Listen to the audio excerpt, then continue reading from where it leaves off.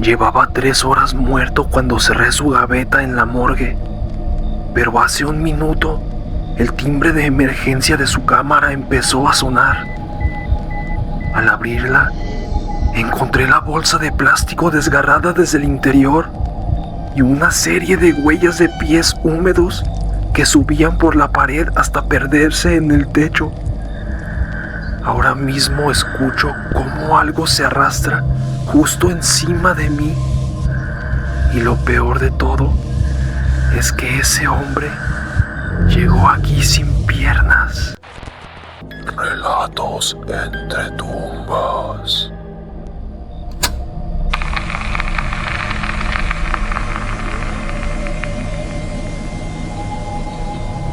Si trabajas en un hospital público, aprendes rápido que hay una diferencia enorme entre el silencio de la tarde y el silencio de la madrugada. A las 3 de la mañana, el hospital parece otro mundo, un lugar donde las paredes se sienten más frías y donde el olor a alcohol, a orina y a desinfectante se vuelve tan fuerte que te quema la nariz. Yo fui camillero en la zona de urgencias por 3 años y pensaba que ya lo había visto todo hasta que me tocó la guardia del paciente de la 14. Era una noche de esas en las que no llegaba mucha gente, el tipo de noche que te pone los nervios de punta porque sabes que el silencio en un hospital nunca es bueno. El pasillo de urgencias estaba vacío, iluminado por esas lámparas blancas que zumban y parpadean de vez en cuando. Yo estaba sentado en el mostrador, tratando de no quedarme dormido con un café que ya sabía a puro plástico, cuando escuché un ruido que venía del final del pasillo, el área de observación. Era un sonido de metal contra metal, como si alguien estuviera golpeando los barandales de una cama con las uñas, o mejor dicho, como si alguien estuviera rascando el metal desde adentro. Me levanté, me ajusté el uniforme y caminé hacia allá. El aire se sentía pesado, como si estuviera caminando debajo del agua estancada. Al llegar a la cortina de la cama 14, vi que estaba cerrada. El registro decía que esa cama estaba vacía. El paciente que estuvo ahí, un señor ya mayor, había fallecido a las 4 de la mañana. ¿Hay alguien ahí?, pregunté sintiendo un escalofrío que me bajó por toda la espalda hasta las piernas. Nadie respondió, pero el rasguño en el metal se detuvo de golpe. Abrí la cortina con un movimiento rápido. No había nadie, pero las sábanas estaban todas revueltas, amontonadas en el centro como si alguien se acabara de levantar a toda prisa. El olor en ese cubículo era distinto al del resto del hospital. No olía a cloro, olía como a tierra mojada y a podrido, ese aroma pesado que se te pega en la garganta en las funerarias viejas. Regresé al mostrador sintiéndome un tonto, pero apenas me senté, el monitor de signos vitales de la cama 14 se encendió solo. El pitido empezó a sonar con un ritmo lento, muy pesado. Mi corazón empezó a latir a la misma velocidad. Yo sabía perfectamente que esa cama no tenía a nadie conectado, que los cables estaban colgados en el gancho de la pared, pero la pantalla marcaba una frecuencia cardíaca real, una que iba bajando poco a poco. Me armé de valor y volví a entrar. En cuanto pasé la cortina, el ruido del monitor se volvió loco. Empezó a pitar rápido, como si el paciente estuviera sufriendo un ataque. Miré hacia la cama y vi cómo la almohada se hundía lentamente, como si una cabeza invisible se estuviera apoyando con fuerza, aplastando la tela. Sentí que el aire se ponía helado, un frío que me calaba hasta los huesos y que me hacía soltar vapor por la boca, como si estuviera parado dentro de un congelador. Entonces, Ahí fue cuando lo vi. No fue una figura completa que pudiera tocar, sino un reflejo en el metal cromado del barandal. Era un hombre viejo, con la cara hundida, los pómulos casi saliéndosele de la piel y un color gris casi transparente. Tenía puestos esos tubos de oxígeno en la nariz, pero no estaban conectados a nada, simplemente flotaban en el aire. Sus ojos eran dos manchas oscuras sin brillo que me miraban desde el reflejo con una desesperación que daba miedo. Ayúdame. Escuché. No fue una voz que viniera del aire. Fue un susurro húmedo que retumbó directamente dentro de mi cabeza, como si alguien me hubiera hablado al oído desde atrás. De pronto, sentí que algo me agarraba del tobillo derecho. Fue un apretón helado, con una fuerza que no era de este mundo. Bajé la mirada y lo que vi me va a perseguir hasta el día que me muera. Una mano larga, con las uñas azuladas y la piel toda arrugada, salía de debajo de la cama, de entre la oscuridad del piso.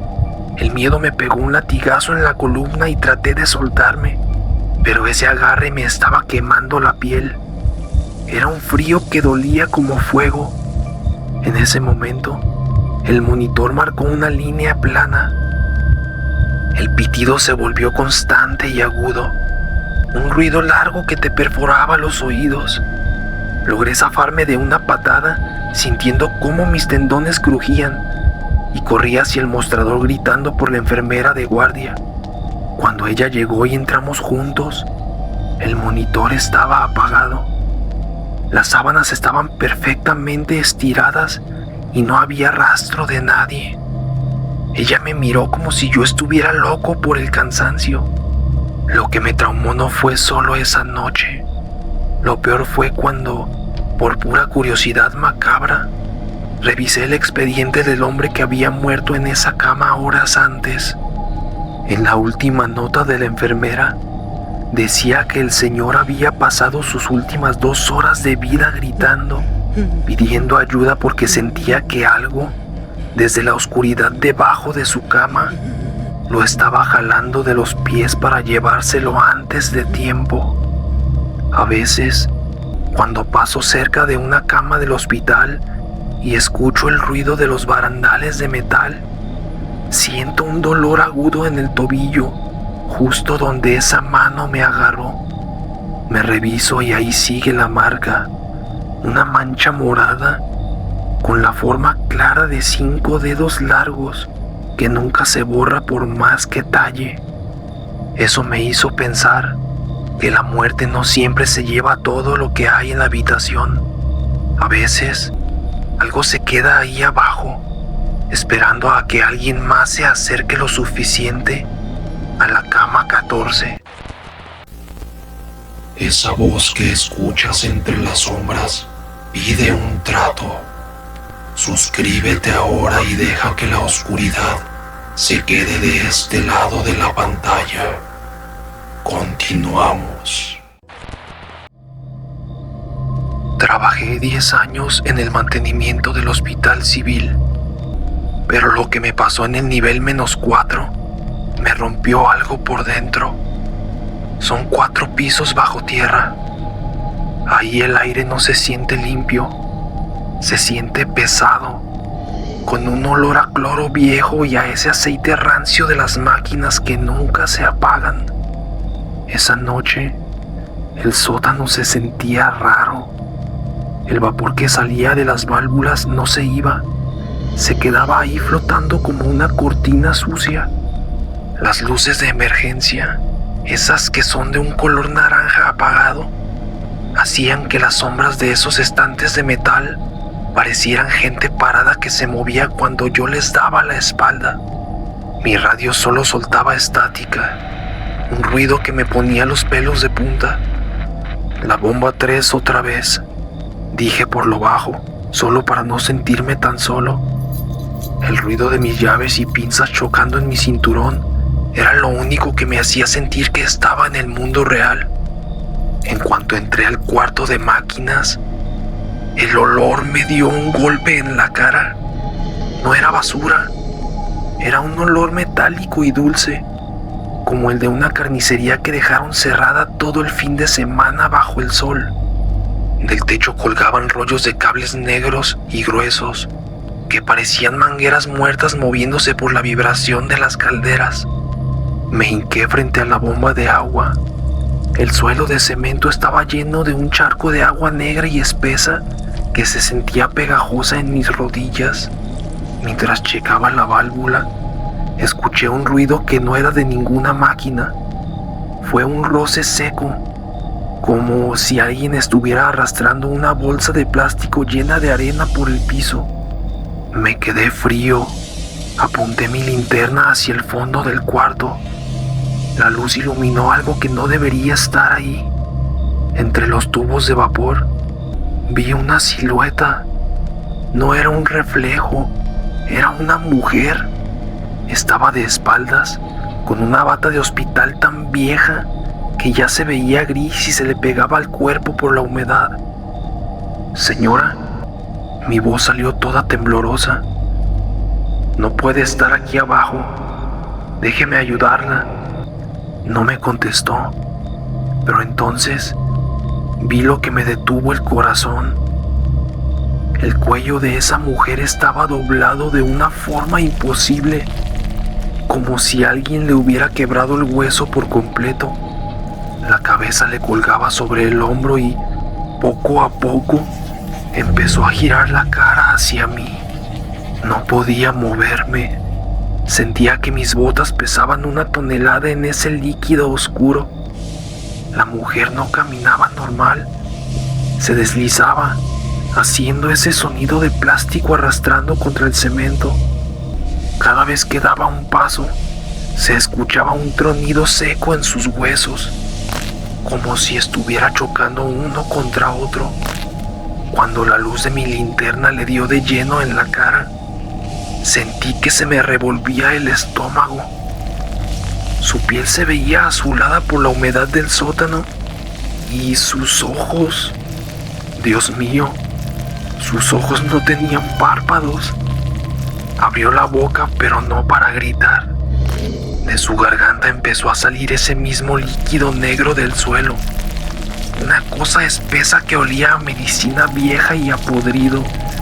Se me acercó tanto que pude oler la muerte que traía en la bata. Estiró una mano flaca con los dedos tiesos y me tocó la cara. El frío de sus manos era tan fuerte que me ardió la piel al instante. Cerré los ojos, tiré la linterna y corrí como pude, golpeándome con los tubos calientes y sintiendo el vapor quemándome los brazos, hasta que llegué a la puerta y subí las escaleras como un loco. Nunca volví al nivel -4. Renuncié al siguiente día, pero el miedo nunca me abandonó. Cada vez que entro a un lugar frío o escucho el zumbido de un refrigerador, siento que la temperatura baja de golpe. Y lo peor es cuando me veo al espejo. Todavía tengo la marca de su mano en mi mejilla. Es una mancha negra, con la forma de sus dedos que no se me quita con nada. A veces, en la noche, siento que esa mancha se pone húmeda, como si ella todavía estuviera ahí, tocándome desde la oscuridad de ese cuarto de máquinas.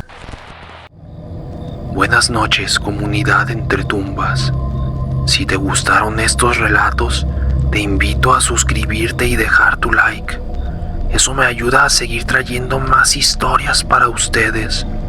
Gracias por escuchar un episodio más. Soy Max Corbus. Esto fue Relatos entre Tumbas.